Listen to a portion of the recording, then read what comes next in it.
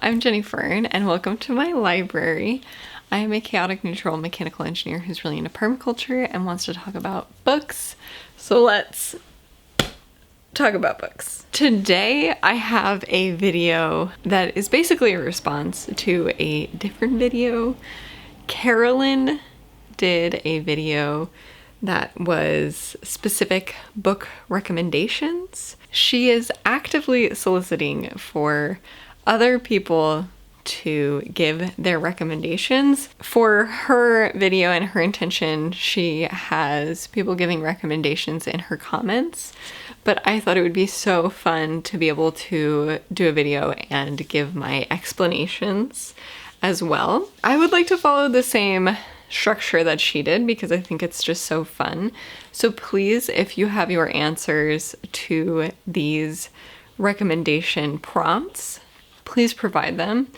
I was so obsessed with doing specific recommendations when I first started this channel. There were so few people to call for specific book recommendations that I think I got one, and it was so specific that I couldn't think of a single thing, and that person is still waiting for an answer. So I'm so apologetic to you. I'm so sorry.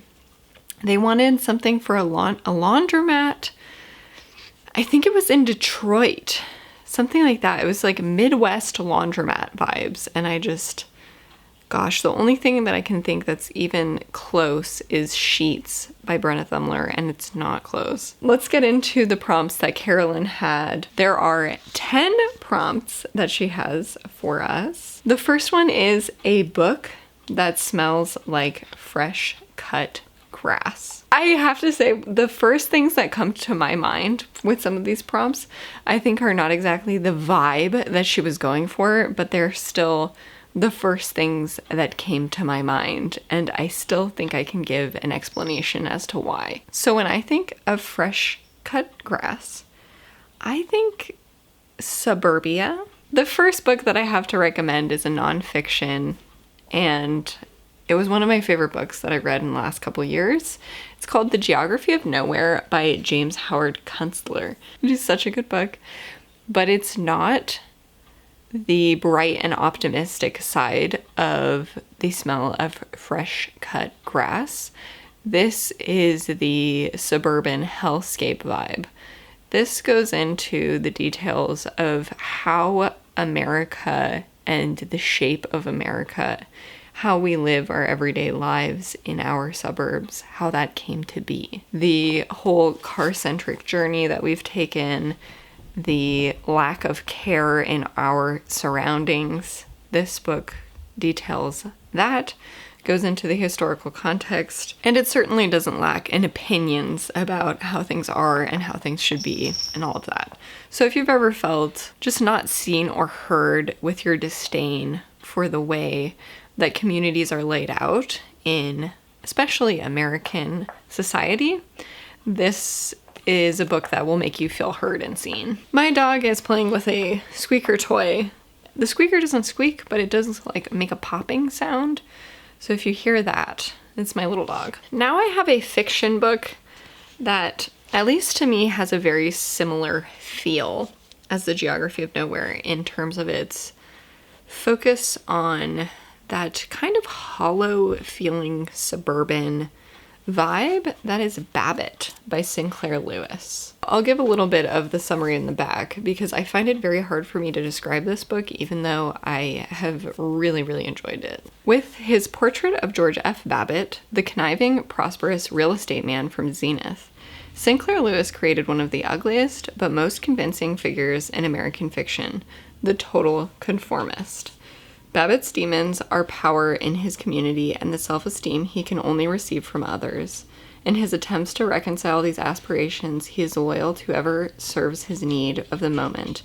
Time and again, he proves an opportunist in business practice and domestic affairs. So I feel like this is a man who cuts his grass. I fully recognize those aren't the nice, positive vibes, but they're very out, cutting the lawn, on a beautiful day. What else are you gonna do but some lawn maintenance? The next prompt is a book that feels like viewing a classical painting in a museum. And for this, I really was thinking a lot of classical artwork depict these incredible, like, Christian landscapes with these very dramatic portrayals of either things from the Bible or these really dramatic depictions of like demons or battles with heaven and hell. And so for that, I have the Amber Spyglass. Don't you dare jump down here. There's a hot cup of tea. The Amber Spyglass really culminates in this very grand depiction of like this hellish, this angelic, just a very like sweeping, like of biblical proportion landscape.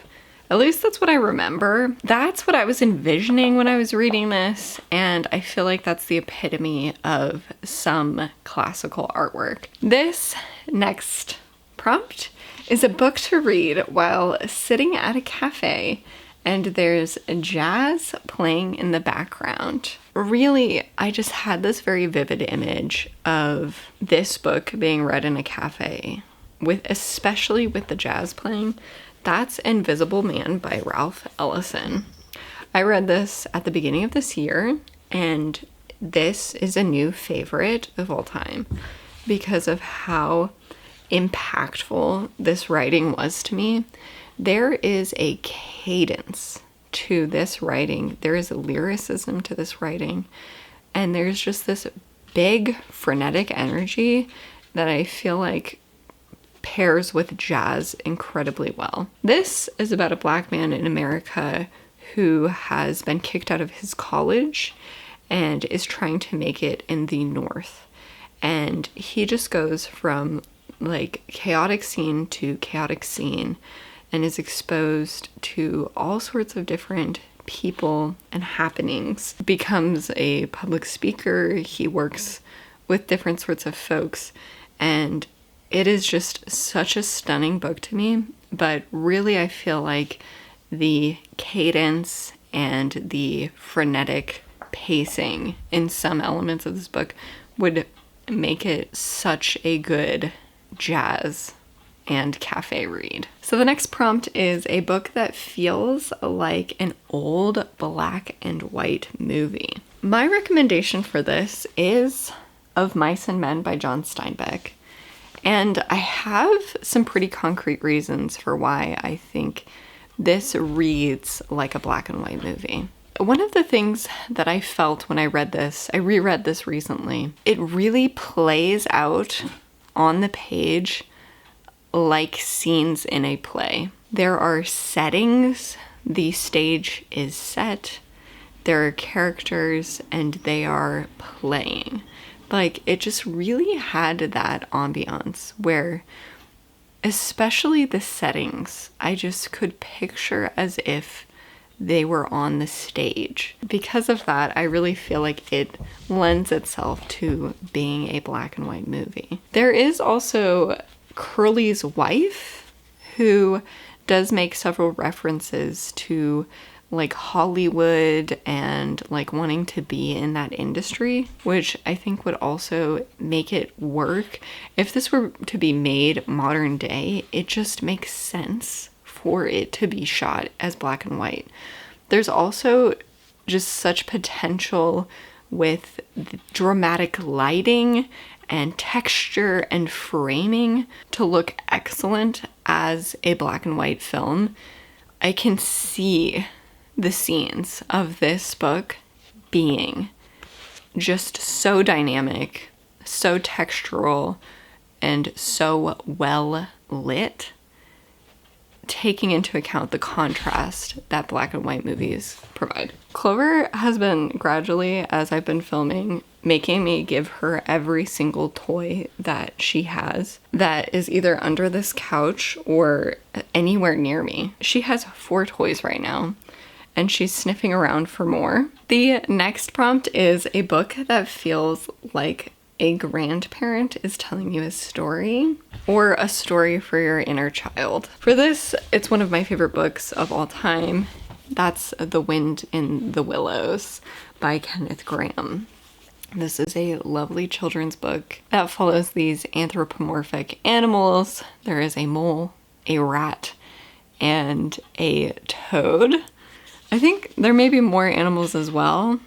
Ah, yes, a badger. Each chapter is its own little story, and this could so easily be read to you every night before bed, and you would want to know more and more about what's going on.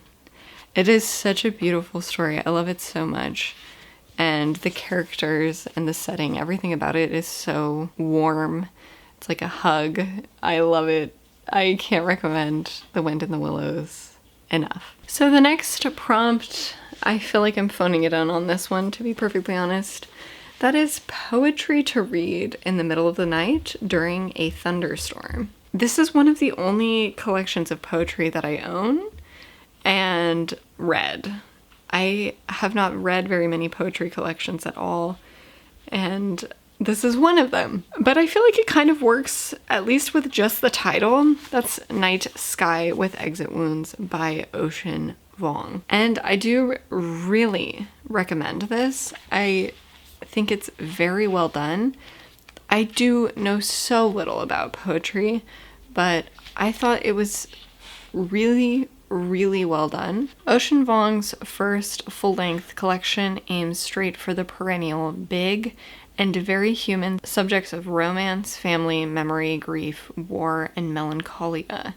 None of these he allows to overwhelm his spirit or his poems, which demonstrate, through breath and cadence, an unrepentant enthrallment that a gentle palm on a chest can calm the fiercest hungers. The middle of the night thunderstorm, I don't know about all that, but this is my recommendation and I'm sticking with it. The next is a book that smells like sunscreen.